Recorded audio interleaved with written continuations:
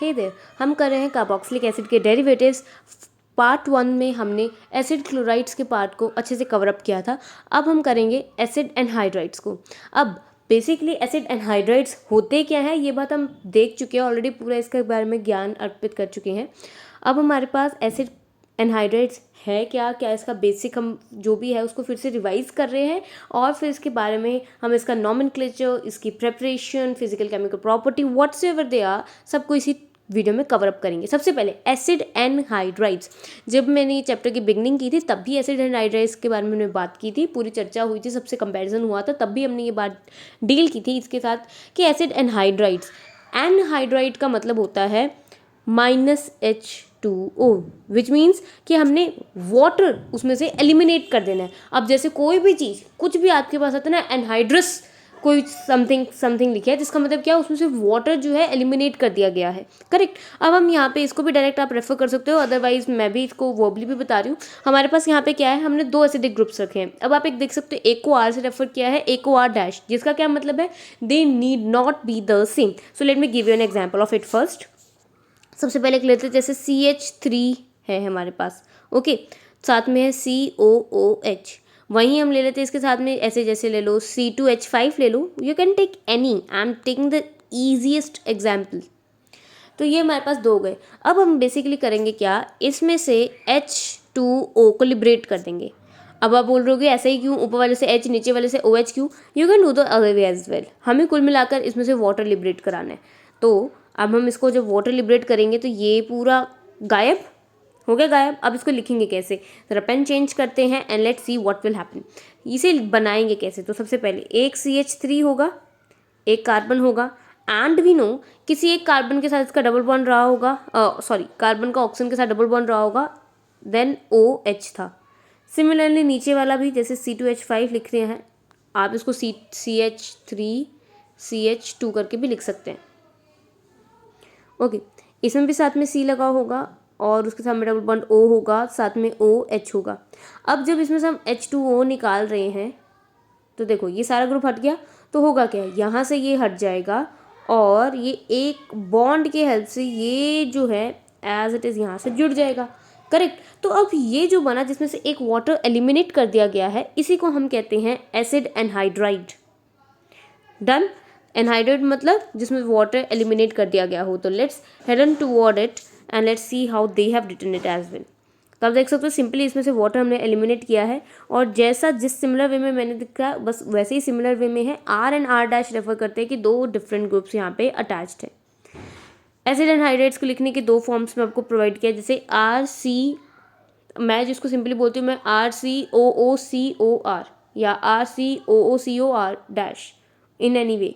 अब यहाँ पे इसको सिंपल एनहाइड्रेट्स कब कहते हैं, जब दोनों R ग्रुप सेम हो, जैसे दोनों तरफ ही CH3 लगाओ। मिक्स्ड कब होगा, जब एक तरफ C2H5 एक तरफ CH3 या कुछ भी आपका लगा हुआ हो, इसमें में आपका चल सकता है, ठीक है, नो प्रॉब्लम विद दैट। अब इसके बाद आता है नॉमेनक्लेचर पे। देखो नॉमेनक्लेचर तो 4 है, चारों में से किसी 1-2 का आ जाएगा, दैट टू रेयर चांसेस है, डिपेंड करता है कि आपका कौन यूनिवर्सिटी है और उसमें इस तरह के पेपर्स आते हैं, क्वेश्चन आते हैं कि नहीं। Naming is easy, just see, अगर आपके पास में एक इथ ग्रुप लगा है, जो हम सबसे पहले कौन सा लेके चल रहे हैं, इजी वाला लेके चलते हैं। जैसे यहाँ पे देखो दोनों तरफ ही हमारे पास सिमिलर है, जैसे R और R-, इस वाले को हम R कहेंगे, इसको R- कहेंगे, तो देखो सिमिलर है। तो देखो अब इसको हम किस हिसाब से नेम करेंगे, हमारे पास हमें एक बेसिस जो हमने ध्यान देना है, that is ethanoic anhydride. Ethane, इथ का मतलब होता है 2 कार्बन, एन का मतलब उनके बीच में सिंगल बॉन्ड, ओइक का मतलब ये चीज़, ये होता है, ये आपका इथेनोइक एसिड जिसे हम कहते हैं। इसका एनहाइड्राइड कैसे बनेगा, मतलब इसी का एक सेम आप डबल कॉपी कर लो, उसमें से वाटर आप एलिमिनेट कर दो, ये एलिमिनेट कर दिया वाटर। एंड हाँ, मुझे पता है यहाँ पे कार्बन हमारा बैलेंस नहीं है, आप इसकी वैलेंसीज को बैलेंस कर सकते हैं, किस तरह से करेंगे मैं आपको दिखा देती हूँ।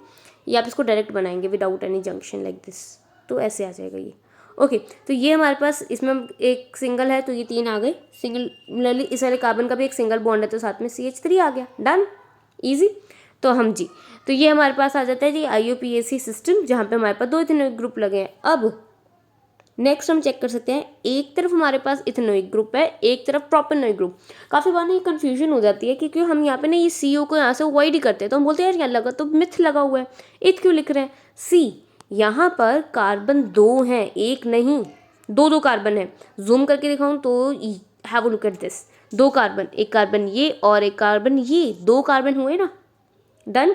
सिमिलरली अब यहाँ इसका नाम देखना, एक तरफ एक और ये 2 इथ, और एक तरफ ये प्रॉप, यहाँ पे प्रॉप प्रॉप, करेक्ट। तो अब इनके नेम भी देखते रहना and it's easy, you just have to recapitulate it once. आप एग्जाम से पहले एक बार देखोगे आपको ध्यान आ जाएगा। इथेनोइक, प्रोपेनोइक, एनहाइड्राइड, सिर्फ अगर प्रोपेनोइक हो, दोनों ही प्रोपेनोइक हो तो प्रोपेनोइक एनहाइड्राइड। फिर बेंजोइक एनहाइड्राइड क्योंकि दोनों ही बेंजीन वाले हैं। फिर बेंजोइक इथेनोइक एनहाइड्राइड, ठीक है। तो एकदम बेसिक वाले ही आपको आने वाले हैं। अब आप इसमें बोल सकते हैं यार हम अपने अकॉर्डिंग कैसे कर रहे हैं, हम पहले इथेनोइक लिख रहे हैं फिर प्रोपेनोइक लिख रहे हैं, या हम पहले बेंजोइक लिख रहे हैं या इथेनोइक हम पीछे लिख रहे हैं, हाउ इज दिस डन। तो इसमें आपको सिर्फ एक चीज़ ध्यान देनी है, that is alphabetical order, nothing else. अगर यहाँ पे कहीं पे चलो मिथेनोइक, तो चलो मान लेते हैं अगर कोई मिथेनोइक भी हो जाता, ऐसा वो केस कंसिडर नहीं करते, तो ऐसा होता फिर इथेनोइक, मिथेनोइक एनहाइड्राइड। फिर अगर MnOP अगर हम सिस्टम पूरा कैलकुलेट करें, चलो जैसे देखो एक आगे आपके पास B सबसे पहले आता तो बेंजोइक, एक लगा है इथेनोइक, अगर इथेनोइक के साथ में लगा है प्रोपेनोइक तो ऐसे, अगर ऐसे लगा है बेंजोइक और एक आपको मान लेते हैं ब्यूटेनोइक लग रखा है, ब्यूटेनोइक ग्रुप अगर आपके पास है, तो I think this much you are capable of कि आप इसमें देख सके कि अल्फाबेटिकली पहले कौन आएगा और बाद में कौन। तो देखो EU से पहले आता है तो पहले इसका नाम आएगा बेंजोइक ब्यूटेनोइक एनहाइड्राइड। डन। तो हमारी नॉमेनक्लेचर डन है इसकी, एंड आई गेस नॉमेनक्लेचर अगर हो चुकी है तो थोड़ा सा पहचान भी हो जाती है कि हाँ ये क्या है। जब भी एग्जाम में आएगा आपको केमिकल रिएक्शंस के रूप में आ सकता है, तो आपको ऑन द स्पॉट देख के पता चलना चाहिए। देखो जो एसिड क्लोराइड्स है ना उनमें क्लोरीन लगा ही होगा, एनहाइड्राइड्स में आपको 3 O देखने को मिलने वाले, 3 O, करेक्ट। तो ये आपके पास एनहाइड्राइड की पहचान है। और भी अब आप इसको देखोगे, इसका स्ट्रक्चर देख के आपको एक आइडिया लग जाता है। तो जो आपको रिएक्शंस होंगे तो हो सकता है आपको डायरेक्टली रिएक्शन का नाम ना दिया हो, कोई रिएक्शन दिया हुआ हो, तो उस केस में आपको सबसे पहले ये देखना होता है कि है क्या। अगर एनहाइड्राइड है तो एनहाइड्राइड का रिकॉल करो कौन कौन से रिएक्शंस उसमें आपने कर रखे हैं। Next let us head on toward the preparation of anhydrides. मैंने आपको प्रिपरेशन के लिए पहले भी बताया, डायरेक्टली अगर प्रिपरेशन का क्वेश्चन आ जाता है, वैसे इसके आंसर थोड़े से कम होता है, पर अगर आ जाता है तो आपको 3 से 4 प्रिपरेशन मेथड्स आने चाहिए। बाकी जो भी बचा है वो सबका रिएक्शन बेस में होता है।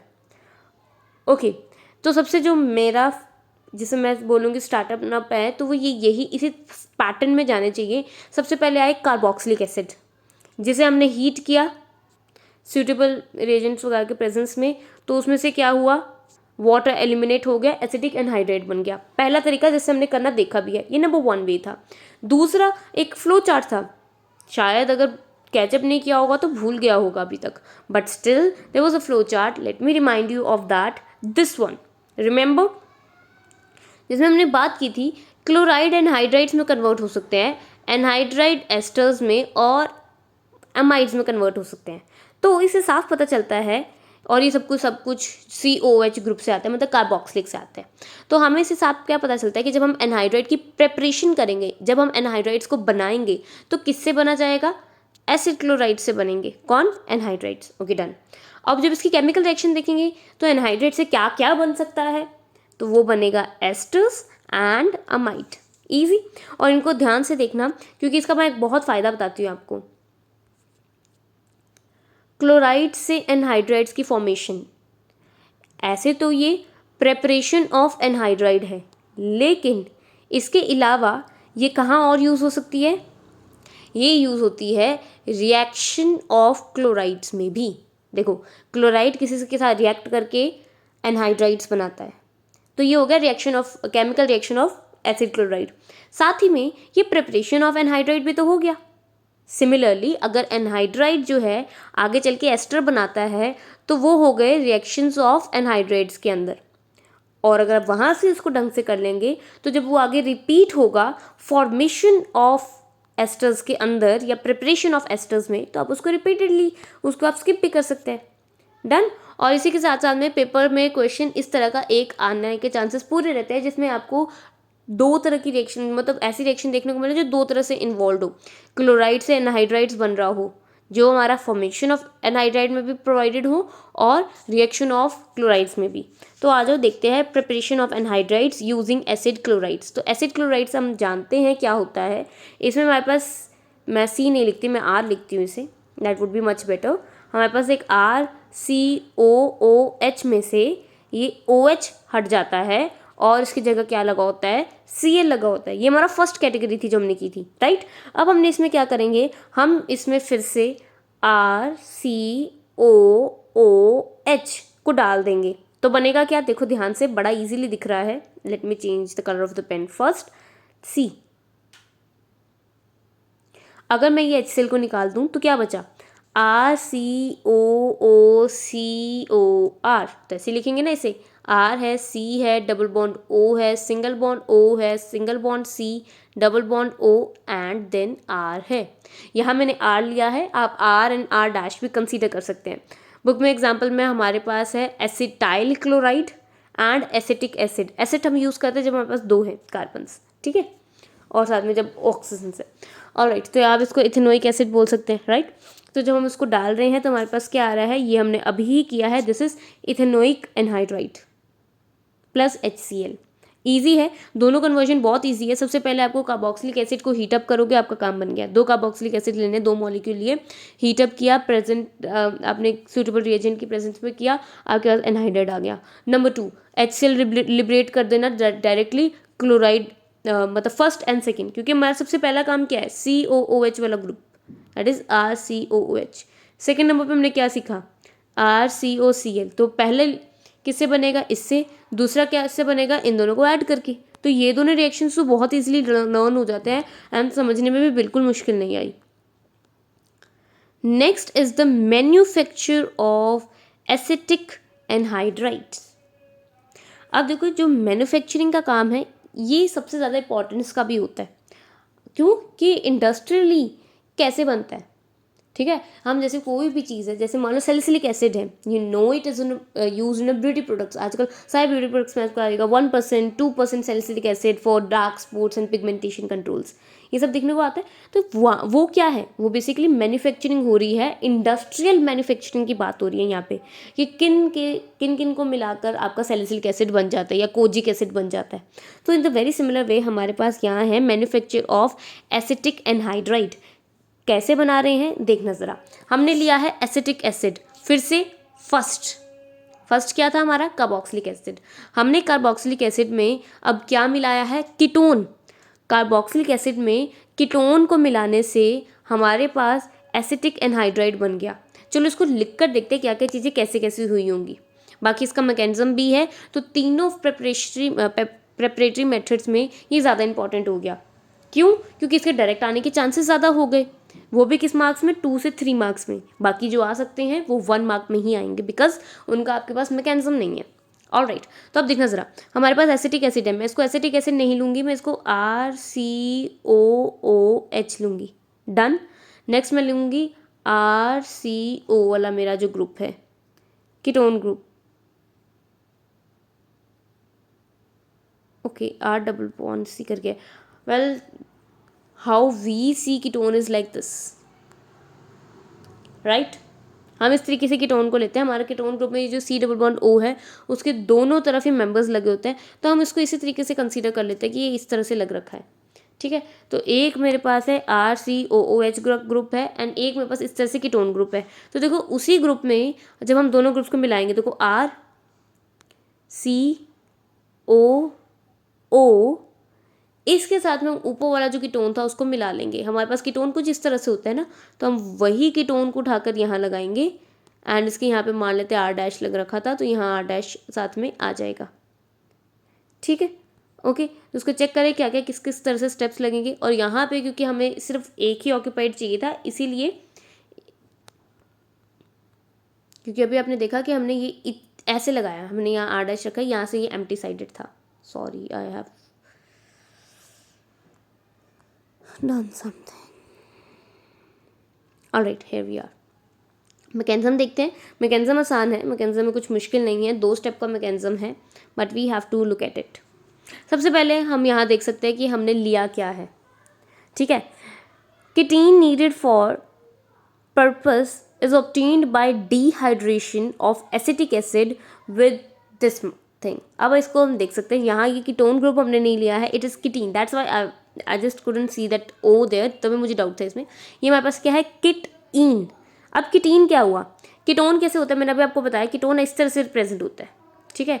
एक C double bond oxygen centre में एंड उसके 2 बॉन्ड्स होते हैं, ठीक है। और अगर 2 बॉन्ड्स में यहाँ एक R और R डैश हो तो इसको हम कीटोन कह देते हैं, और एक तरफ अगर H हो तो ये हमारे पास अलग कैटेगरी हमारी एल्डिहाइड्स की आ जाती है। तो यही दोनों में फ़र्क होता है, कीटोन में और एल्डिहाइड्स में। अब हम यहाँ पे क्या ले रहे हैं, आप देखो हमारे पास क्या है, CH3COOH। अब ये क्या होता है, हमारा एसिटिक एसिड है, ये क्या है हमारा कार्बोक्सिलिक एसिड। इसमें से भी अगर हम इसमें से भी डिहाइड्रेशन कर देते हैं, मतलब वाटर रिमूव करते हैं, तो एक मैंने यहाँ से H ले लिया, एक मैंने OH यहाँ से रिमूव कर दिया, तो देखो सीधी सादी बात है, कार्बन के यहाँ पे 3 ही बॉन्ड बन रहे हैं, चौथे बॉन्ड के लिए डबल बॉन्ड आ जाएगा, तो यहाँ पे जाके क्या हो जाएगा, सेटिस्फाई हो जाएगा, ठीक है। तो यहाँ पे इससे हमारे पास बनती है कीटीन। तो ये चीज़ आप यूज़ कर सकते हो, बताओ कहाँ यूज़ हो सकती है ये चीज़। ये चीज़ यूज़ हो सकती है chemical reactions of carboxylic acids में, है ना। ये कार्बोक्सिलिक एसिड को जब हम डिहाइड्रेट करेंगे तो उससे हमारे पास कीटीन बन जाता है। तो ये वहाँ पे हम केमिकल रिएक्शंस में यही सेम चीज़ को कोट आउट कर सकते हैं। वैसे बहुत नहीं आता, कोई यूनिवर्सिटी ऐसे नहीं डालती कि केमिकल रिएक्शंस लिखो उसके, बट अगर कुछ इस तरह से फॉर्मेट आता है तो हमें पता होना चाहिए कि क्या हो रहा है इसमें, क्या नहीं हो रहा। हम देख सकते हैं यहाँ पे हमारे पास एसिड है, एसिटिक एसिड है, उसमें हमने कीटीन डाला, एसिटिक एनहाइड्रेट वहाँ पे हमारे बनेगा। अब क्या क्या कैसे कैसे होगा, चलो सबसे पहले देखते हैं। हमारे पास क्या है, एसिटिक एसिड, जो हमारा बेसिकली है क्या है, एक कार्बोक्सिलिक एसिड।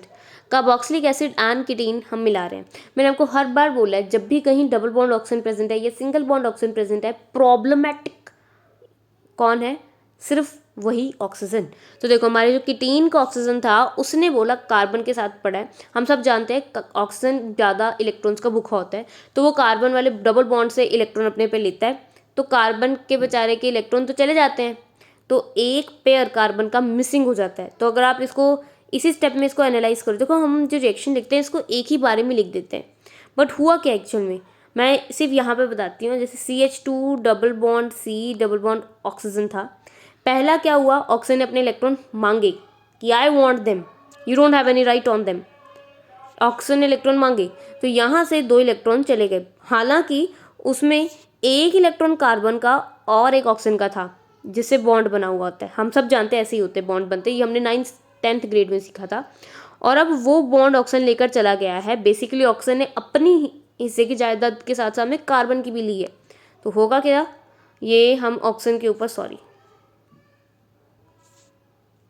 हाँ जी, तो ऑक्सीजन के ऊपर क्या जाएंगे, हमारे इलेक्ट्रॉन्स। तो देखो हमारे 2 इलेक्ट्रॉन्स गए, ऑक्सीजन ने अपने औकात से ज़्यादा लिया है, तो एक नेगेटिव चार्ज भी आ गया उस पर कम्प्लीटली, राइट। अब ये जो कार्बन है, कहता है मेरा क्या कसूर है इसमें, मेरे पास 3 ही इलेक्ट्रॉन्स हैं, मेरे पास 3 बॉन्ड्स हैं, मुझे चौथा बॉन्ड चाहिए ही चाहिए। तो कहते हैं हाँ ठीक है, हमारे पास है साथ ही में एसिटिक एसिड। देखो होता क्या है, बेसिकली हम तो हमेशा इसको इस तरह से प्रेजेंट करते हैं, हुआ क्या होगा, एसिटिक एसिड ने आके कीटीन को अप्रोच किया होगा, जब किया होगा तो इस ऑक्सीजन ने हेल्पिंग हैंड बन के ये देखा होगा ना कि हाँ ये अपन दूसरे वाला ऑक्सीजन कार्बन के साथ बॉन्ड करने की कोशिश कर रहा है, तो उस टाइम पे ये इलेक्ट्रॉन्स जो है, मतलब ये बॉन्ड्स जो है वो टूट कर ऑक्सीजन ने अपने ऊपर लिया होगा।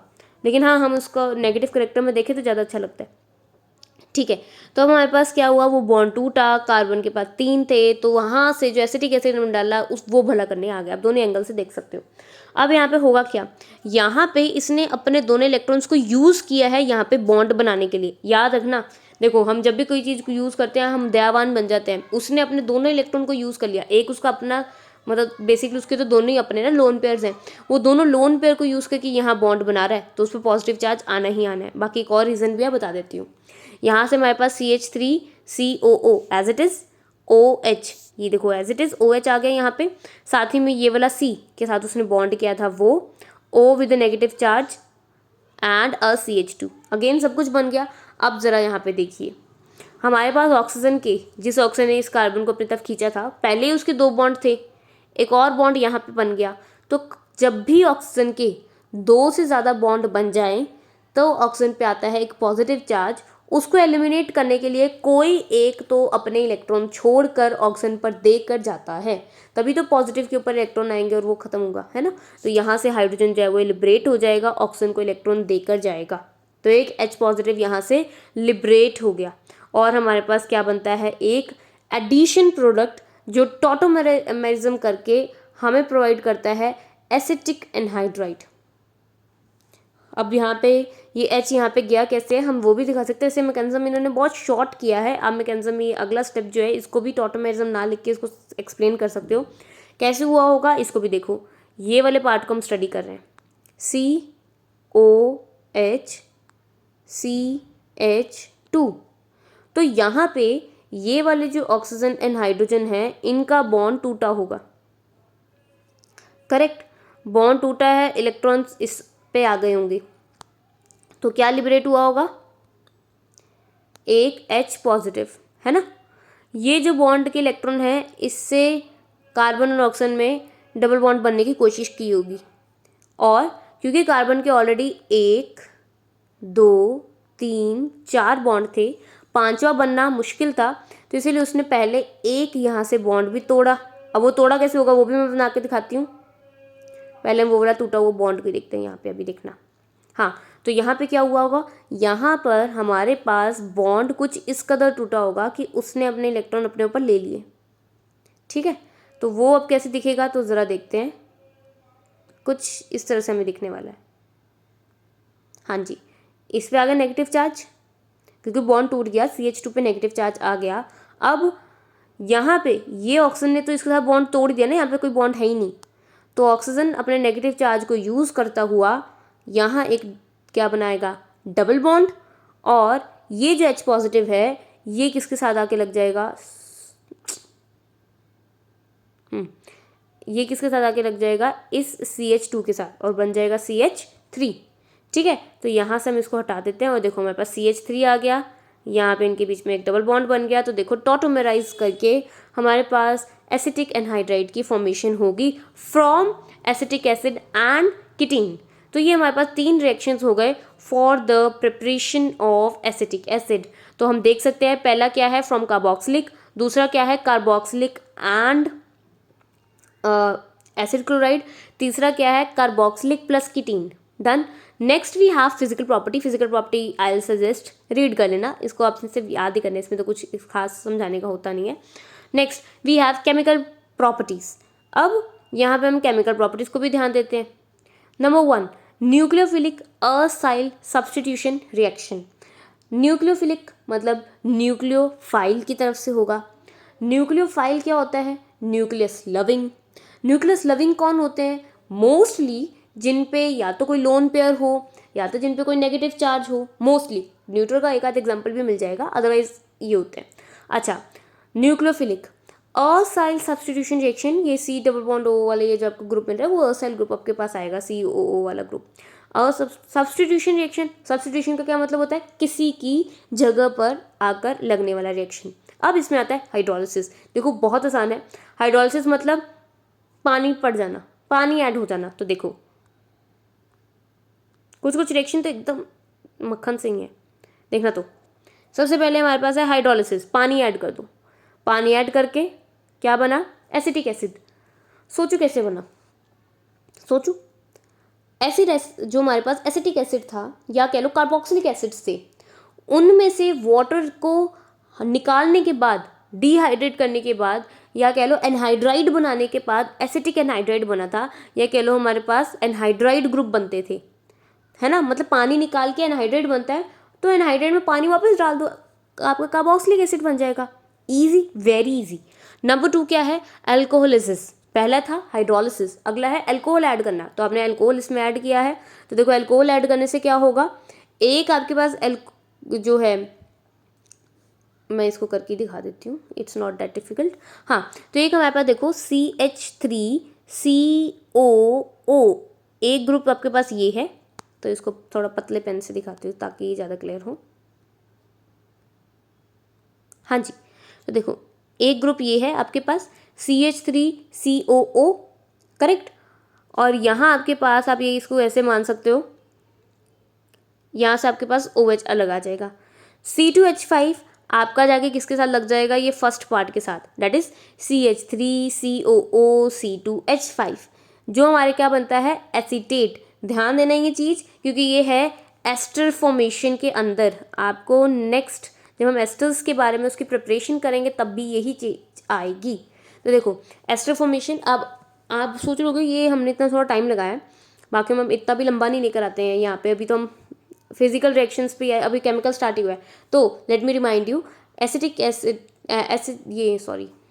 एनहाइड्राइड्स। एनहाइड्राइड सबसे लिमिटेड टॉपिक है, इनमें से आएगा ही एक ही क्वेश्चन, और फिर उनमें से कोई भी क्वेश्चन फिर पूछा जा सकता है, क्योंकि ये बस ये लास्ट पेज है इसका, ठीक है। तो उसके अकॉर्डिंग ही हमने इसको प्रिपेयर भी करना है, राइट। तो इसका हर चीज़ को थोड़ा सा ज़्यादा पढ़ना पड़ता है बाकी कंपैरेटिवली, क्योंकि जब मटीरियल कम है उसके रिएक्शंस ही लिमिटेड है।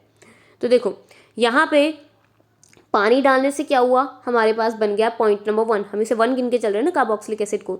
नंबर 2 हमने इसमें अल्कोहल डाल दिया, अल्कोहल डालने से बना पॉइंट नंबर 3 पे हम एस्टर्स रख रहे हैं, तो पॉइंट नंबर 3 हमारा बन जाएगा क्या डालने से, अल्कोहल डालने से। और साथ ही में आपके पास फिर से क्या बनेगा, कार्बोक्सिलिक एसिड। तो देखो पानी डाल दो तभी कार्बोक्सिलिक एसिड बनेगा, अल्कोहल डाल दो तभी कार्बोक्सिलिक एसिड बनेगा। अगला है अमोनोलाइसिस, इसका मतलब है अमोनिया ऐड कर दो, सिंपल, नाम से ही क्लियर हो रहा है, अमोनिया ऐड कर दो। तो अमोनिया ऐड करने से क्या होगा, यहाँ टूटेगा, ये यहाँ से एक हाइड्रोजन यहाँ से लेकर ये अपना कंप्लीट कर देंगे, क्या, CH3COOH। दैट इज अगेन, चाहे पानी डालो, चाहे अल्कोहल डालो, चाहे अमोनिया डालो, आपके पास एक कार्बोक्सिलिक एसिड तो बनना ही बनना है। साथ में इस पेज में हमारे पास क्या बना है, acetamide, and that is your 4th one, ठीक है। तो अब इसमें हम देख सकते हैं यार इसके केमिकल रिएक्शंस में पहला रिएक्शन क्या है, कैसे हम इससे कार्बोक्सिलिक एसिड बनाते हैं, दूसरा क्या है कैसे हम इससे एस्टर बनाते हैं, तीसरा क्या है हम इससे कैसे अपना लास्ट एसिटामाइड वाले ग्रुप्स जो है वो बना सकेंगे, मतलब अमाइड्स वाले ग्रुप बनाएंगे। तो 3 रिएक्शंस तो इसी पे बेस्ड हो गए। ये तो याद हो जाने चाहिए किसकी ये ऐसे ऐसे रिएक्शंस होते हैं, क्यों, क्योंकि लिमिटेड है, जिनमें ज़्यादा होते हैं उनकी तो बात ही अलग है, ठीक है। Alright, now let's head on toward this one. हमारे पास ये आखिरी टॉपिक है for this, and this is other reactions of acid anhydrides. इसमें है फ्रीडल क्राफ्ट असाइलेशन।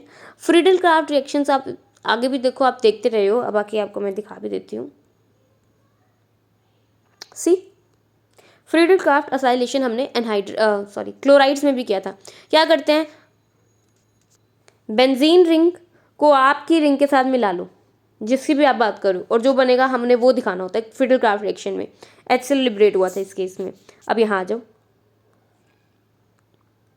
हाँ जी, तो देखो अब हमने बेंजीन रिंग को हमारे एसिड एनहाइड्राइड्स के साथ मिलाया, हमारे पास क्या बना, एसिटोफिनोन। पीछे भी अगर आपने पढ़ा होगा साथ ही साथ में, तो एसिटोफिनोन वाज मेड, एंड साथ में we have again carboxylic acid, जिससे आपको एक रेफर मिलता है यार इससे कार्बोक्सिलिक एसिड बनने के चांसेस मैक्सिमम है जो रिएक्शंस आएंगे इसके। हाँ एक आध आपको नीचे दिख रहा होगा, ये अलग भी केसेस है, अदरवाइज तो इसमें कार्बोक्सिलिक एसिड बनने के चांसेस है पूरे। इसके अलावा है एसिटोफिनोन, कैसे बना है उसको भी देख लेते हैं। तो देखो यार बड़ा आसान है, यहाँ पे इन्होंने लिख के भी ऐसे दिखाया कि आपको ईजिली समझ भी आ जाए। CH3COOH आपका अलग हो गया, ये H कहाँ से आया मैं आपको, चलो मैं लिख के बताती हूँ, लिमिटेड ही है टॉपिक्स तो हम हर चीज़ को लिख के भी देख सकते हैं। ऑलराइट, तो मैं पहले बेंजीन रिंग दिखाती हूँ आपको दिखती कैसे है। 1 2 3 4 5 एंड 6, हर एक के साथ में देखो 2 हाइड्रोजन लगे होंगे, 1 2 3 4 1 2 3 4 1 2 3 4, डन। अब जब ये किसके साथ बॉन्डिंग करता है ना, राइट, तो उस टाइम पे क्या होगा, यहाँ पे जैसे अगर हम इस वाले को कंसीडर करते हैं, मान लो ये वाला बॉन्डिंग करने आ रहा है, तो इसका एक हाइड्रोजन यहाँ से लिबरेट हो जाएगा, क्योंकि उसने चौथा बॉन्ड भी तो बनाना है ना किसी और के साथ, है ना। तो एक हमारे पास H+ बच गया। अब हम आगे इसमें चीज़ें अपने मिला रहे हैं, जैसे हमने एसिड एनहाइड्राइड बना रहे हैं, तो उसमें हमारे पास CCO, जैसे CH3CO ग्रुप इसके साथ लग गया आपका, लेकिन जो H था उसके साथ आपका रेस्ट ऑफ द ग्रुप लग जाएगा, दैट इज CH3COO, एंड साथ में आपके पास बन जाएगा H। डन। तो देखो आपको मैंने पहले भी ऊपर भी जो तोड़ के दिखाया है उसमें भी इसी तरीके से तोड़ के दिखाए हैं कि एक आपके पास CH3COO ग्रुप होगा और एक आपके पास CH3CO होगा। हम ये कौन से केस लेके चल रहे हैं, हम ये सिमेट्रिक केस लेके चल रहे हैं, सिंपल वाले, इसमें दोनों तरीके में चीज़ें सेम है। इस हमने पहले भी चाहे इसको ऐसे तोड़ लो चाहे इसको ऐसे उल्टा भी तोड़ सकते हो। तो आप देख सकते हो हमने पहले क्या किया, COO लिया है, साथ में C2H5, और फिर पीछे क्या बचा हमारे पास CH3CO और उसके साथ में OH लगेगा।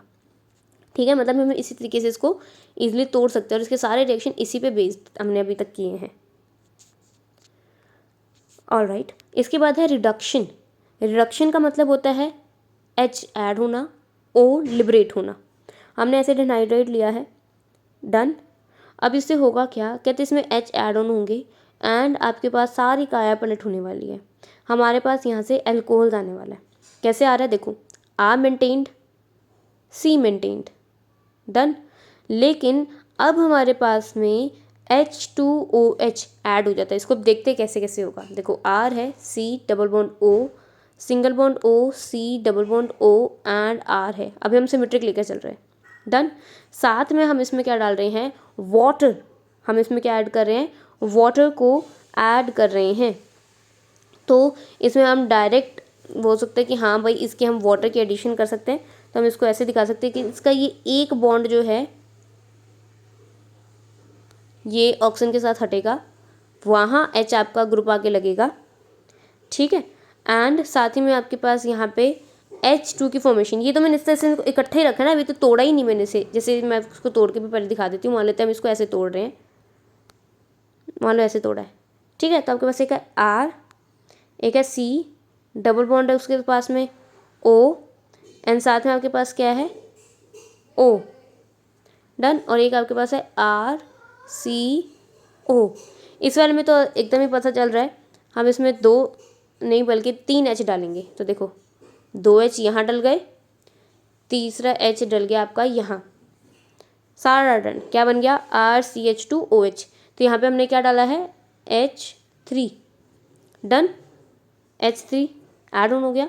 अब यहाँ पे मैंने आपको बताया है addition of hydrogen, removal of oxygen. तो एक यहाँ से हम ये ऑक्सीजन को रिमूव करते हैं, उसके बदले यहाँ पे H2 आके लगेगा एंड अगेन ये डबल बॉन्ड हटेगा और यहाँ पे हमारे पास एक H आके लग जाएगा, डन। तो यहाँ पे हम फिर से देख सकते हैं H3 इसमें ऐड हुआ है एंड सेकेंड केस में एक O साथ में लिबरेट भी हुआ है, निकला भी है बाहर। इससे हमारे पास क्या बन जाते हैं, एल्कोहल्स बन जाते हैं।